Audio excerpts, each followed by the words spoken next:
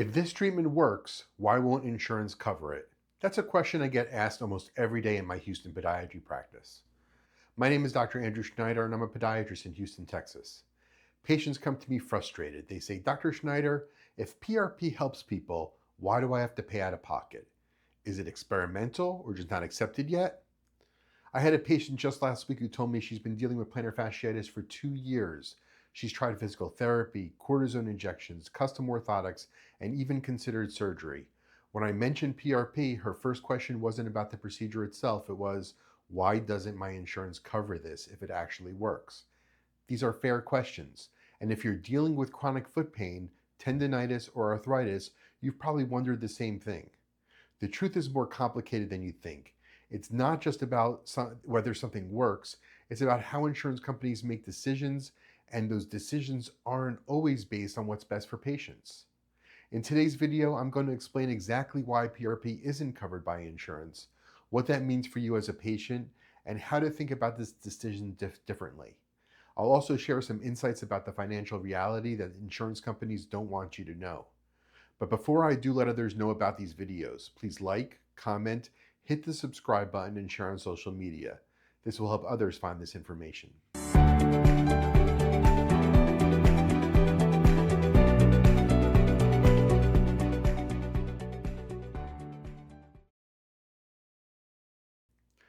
Let me start with a quick recap of what we're talking about when we discuss PRP and regenerative medicine.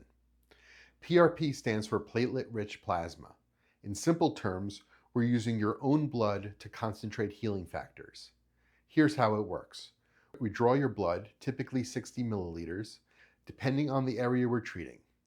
Then we spin the blood in a centrifuge to separate out the platelets, growth factors, and cytokines.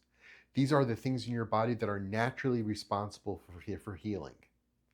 Think about when you get a cut on your arm. What happens the next day?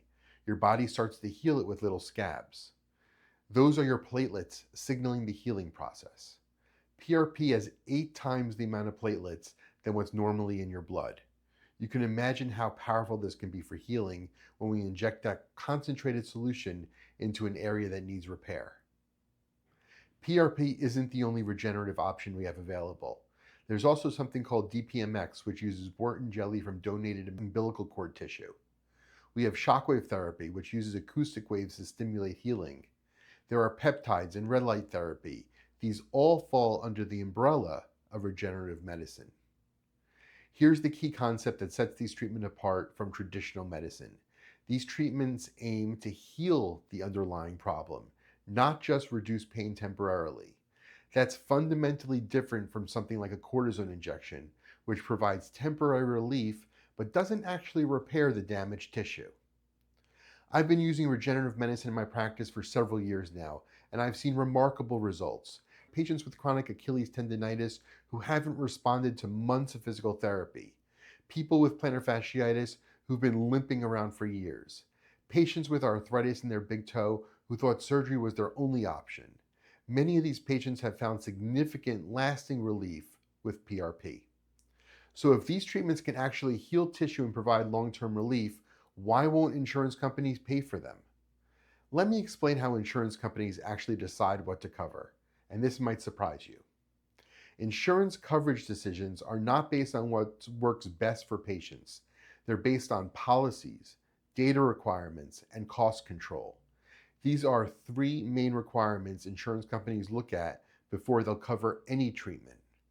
First, they want FDA approval for their specific use. Now, PRP uses your own blood, so it's not a drug that needs FDA approval in the traditional sense, but an insurance company wants to see specific FDA guidance for each condition being treated. Second, they want large-scale clinical studies with hundreds or thousands of patients. These need to be what we call double-blind, randomized controlled trials, the gold standard of medical research. Third, they want standardized treatment protocols that can be easily replicated and measured across different providers and locations. Now let's talk about the biggest reason PRP isn't covered: lack of standardization. Here's something most people don't understand. PRP isn't one single product like a medication.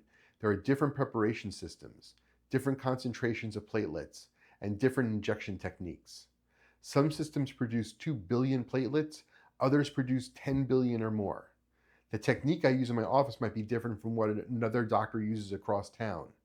Some doctors inject PRP once, others do a series of 3 injections. Some use ultrasound guidance, others don't. Why does this matter to insurance companies? Because it's hard to compare outcomes across studies when everyone's doing something slightly different.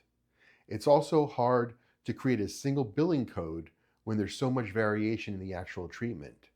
Think of it this way: when you get a cortisone injection, it's the same standardized medication every time, with predictable dosing. Insurance companies like that predictability. They can easily compare studies and outcomes because everyone's using the same thing. The second major reason is that there aren't enough large-scale studies yet.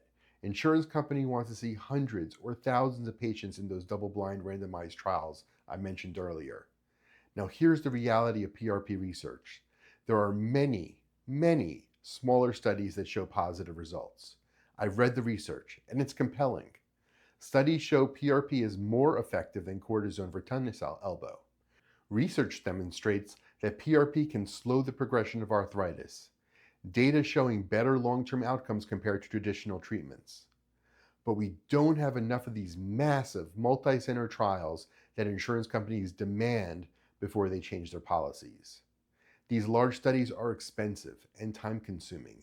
They can take years to complete and cost millions of dollars. Here's something interesting. Most of the research on PRP is funded by medical device companies or academic institutions, not pharmaceutical companies. Why? Because you can't patent someone's own blood. There's no huge profit motive to fund massive studies like there is with new medications. The third reason gets to the heart of the problem. Regenerative medicine doesn't fit to the traditional medical model that insurance systems were built around. Insurance systems were designed around medications, surgeries, and standardized procedures. You have a problem, you get a pill or surgery, problem solved, at least temporarily. The system is set up for what we call sick care, treating problems after they occur, not preventing them or actually healing the underlying issue. Regenerative medicine is different. These are personalized treatments with variable protocols that focus on healing rather than just managing symptoms. The goal is to restore function and eliminate the problem, not just to cover up the pain. This doesn't fit neatly in the insurance company's checkbox system. They're more comfortable with treatments that have predictable, short-term outcomes. They can easily measure and categorize. Now let's talk about the financial reality, the part no one really discusses openly, but is crucial to understand. Insurance companies favor treatments with lower upfront costs. A cortisone injection might cost them $200 to $300. PRP might cost $800 to $1,500, depending on the area being treated and the complexity of the procedure. From their perspective, cortisone looks like a better deal. But here's what they're not calculating: the long-term costs of traditional care. With cortisone injections, patients often need repeat treatments every 3 to 4 months. I've had patients who've received 6, 8, even 10 cortisone injections over several years. That adds up quickly. Then there's the ongoing physical therapy, the multiple doctor visits, the imaging studies to monitor progression. Many patients eventually need surgery anyway, along with all the costs that come with that: the procedure itself, anesthesia, facility fees, recovery time, potential complications, and post-surgical rehabilitation. When you add that up over months or years, PRP often becomes the more cost-effective option. But insurance companies typically don't think that far ahead. They're focused on immediate costs, not long-term value. There's also the hidden cost of lost productivity. Patients dealing with chronic pain miss work, can't perform their best, and often can't participate in activities they enjoy. That has a real economic impact, but it's not something that shows up on an insurance company's balance sheet. This brings us to an interesting irony. Cortisone injections are readily covered by insurance, even though they don't actually heal anything. Why is cortisone covered? Because it meets all the insurance criteria I mentioned earlier. It's a standardized drug with predictable short-term results and decades of data behind it. Insurance companies know exactly what they're getting when they approve a cortisone injection. But cortisone has significant limitations that patients often aren't fully informed about. It provides temporary relief, usually lasting anywhere from a few weeks to a few months at most. It doesn't repair the underlying damage. In fact, repeated cortisone injections can actually make some conditions worse in the long run. Cortisone can weaken tendons over time. It can accelerate cartilage breakdown in joints. If you have diabetes, it can cause your blood sugar to spike for several days after the injection. And each subsequent injection tends to be less effective and last for a shorter period. I've had patients tell me they felt great for a month after their first cortisone injection, but by the fourth or fifth injection, they were only getting a week or two of relief, and that's because cortisone doesn't address the root cause of the problem. Yet this is what insurance readily covers, while treatments that can actually heal tissue are considered experimental. Here's the irony I see in my practice every day. Patients often get significantly better results with PRP and other regenerative treatments.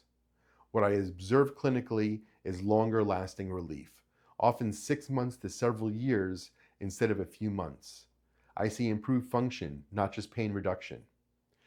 Patients tell me they can return to activities they haven't been able to do in years, and there's less need for repeat treatments. I had a patient with chronic Achilles tendonitis who had received multiple cortisone injections over 2 years with only temporary relief. After PRP treatment, she was pain-free for over 18 months and was able to return to running, something she thought she'd never do again. But insurance hasn't caught up yet. There's often a significant delay between medical innovation and insurance coverage. It took years for insurance to cover many procedures that are now considered standard care. So will insurance ever cover PRP? I believe the trend is changing, but slowly. More studies are being published every year showing the effectiveness of regenerative treatments. Some insurance companies are starting to offer limited coverage in certain areas, particularly for specific conditions where the evidence is strongest. There have been some pilot programs like a VA study that covered PRP for knee arthritis and tennis elbow. Some workers' compensation carriers are beginning to cover PRP because they recognize the long-term cost savings. But it's going to take time. Healthcare systems move slowly, especially when it comes to changing reimbursement policies. Insurance companies are naturally conservative. They don't want to be the first to cover something new. I expect we'll see gradual changes over the next 5 to 10 years, starting with coverage for specific conditions where the research is most robust, then expanding from there.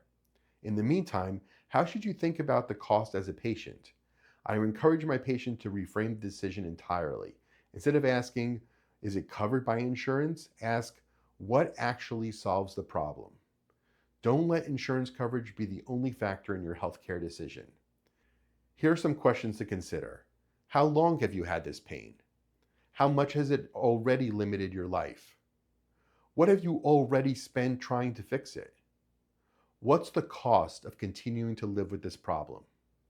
I've had patients who've spent thousands of dollars over several years on physical therapy, multiple cortisone injections, custom orthotics, and various other treatments. And when you add all that up, PRP often costs less than what they've already spent on temporary solutions. More importantly, what's the value of getting your life back? Being able to exercise again, play with your children or grandchildren, sleep through the night without pain, or simply walk without discomfort. So who's a candidate for PRP or other regenerative treatments? Patients with chronic conditions where pain has lasted months or longer. People who have tried traditional treatments without lasting success. People who want to avoid surgery who are looking for alternatives to repeated cortisone injections. I particularly recommend regenerative treatments for people who want to address the root cause of their problem rather than just managing symptoms. Athletes or active individuals who need to get back to their sport or activity, and patients who are motivated to participate in the recovery process. When might regenerative medicine not be the right choice? For acute injuries that might heal on their own with time and basic care, these treatments might be unnecessary. If you need immediate pain relief for a specific event, like if you're getting married next week, PRP is not going to give you instant results like a cortisone injection might. PRP and other regenerative treatments work by stimulating your body's natural healing process, which takes time. You typically start seeing improvement around 3 weeks, with continued healing over several months. It's not a quick fix. but it can be a lasting solution. Also, if you're not willing to follow post-treatment instructions or participate in rehabilitation, these treatments might not be as effective. Healing requires your active participation. Here's my final takeaway, and this is important. It's not about insurance coverage, it's about outcomes. Insurance coverage doesn't always equal the best care. Insurance policies reflect business decisions, bureaucratic processes, and outdated reimbursement models, not necessarily medical innovation or what's best for individual patients. I've been practicing podiatry for over 25 years, and I've seen how the medical field evolves. The treatments that seem revolutionary today often become standard care tomorrow. Arthroscopic surgery was once considered experimental. MRI scans were not covered initially. Many procedures we now consider routine were once investigational. Regenerative medicine represents a fundamental shift in thinking from managing pain to actually healing tissue, from treating symptoms to addressing root causes, from temporary fixes to long-term solutions. This shift challenges the traditional medical model, and it's going to take time for insurance systems to catch up. But I believe they will, because the evidence is becoming too strong to ignore, and the long-term cost savings are too significant to overlook. If you're frustrated with recurring foot pain, if you've tried multiple treatments without lasting relief, if you're tired of the cycle of temporary fixes, it might be time to look beyond what insurance covers and consider what actually works. The goal isn't just to get you back through today. It's to get you back to the activities you love, pain-free for years to come. That's what regenerative medicine can offer, and that's why I'm passionate about these treatments despite the insurance challenges. If you'd like to explore your options and see if regenerative medicine might be right for your situation, I encourage you to schedule a consultation. We can discuss your specific condition, your goals, and whether treatments like PRP make sense for you. And I'm curious, would you try a treatment if it wasn't covered by insurance but had better long-term results? Have you been in this situation before? Let me know in the comments below. Thanks for taking the time to watch this video. Please take a moment to like, comment, and share on social media. Be sure to hit subscribe so you won't miss another video. If you're dealing with chronic foot pain and want to explore regenerative options, contact us at the office for a consultation. That link is in the description. Thanks so much for watching, and have a great day.